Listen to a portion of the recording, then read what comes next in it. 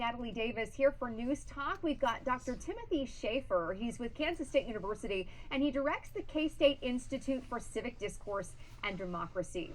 Now, why are we talking to Dr. Shaffer today? Well, we're getting some advice about how to navigate the dynamics around your holiday dinner table. What advice do you have for some of the tough topics that might come up?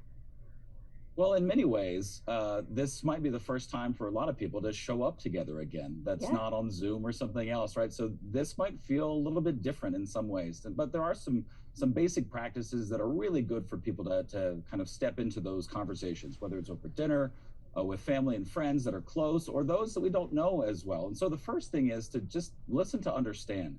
It sounds really simple, but this idea of actually being able to open oneself to say, do I know what's going on? Have I all the kind of perspectives and information here? What's being said to me? So that's first and foremost really important. The second thing is to step away as much as possible, kind of from personal attacks. If you're having difficult conversations, whether it's about politics, it's about vaccinations, it could be about a whole host of things. Step away from kind of putting the person along with the position or the policy. And so just create a little bit of space there.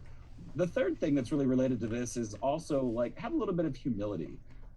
We talk about it in kind of higher education as intellectual humility, right? We know what we know, but that's not exhaustive. And so things are always changing, especially when we're talking about some of the issues that we're dealing with right now, that information literally changes from day to day. So recognize that what you knew on last Thursday is maybe not exactly what's correct today. So true. And then maybe the last piece here of these points is really to, as much as possible, seek common ground, but also recognize where that's legitimate and possible.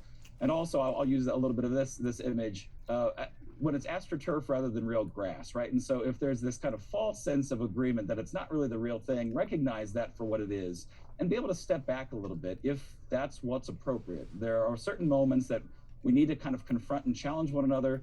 And there are also moments when we just need to figure out how to pass the potatoes, right? So there are ways to navigate these dynamics that, attend to the situation that we're in. If we want to push or challenge our siblings, that's one thing. If it's a coworker that you've only worked with online for the last 3 months, then maybe rethink that situation a little bit. Yes, consider the relationship you have with that person, and is it worth putting this on the line? By the way, the correct answer for passing the potatoes is with butter and salt. I just have to put that out there. Hope everybody enjoys their holiday meals. Take some good advice here, really some good insight from you, Dr. Shaffer with Kansas State University. All right, we'll be right back.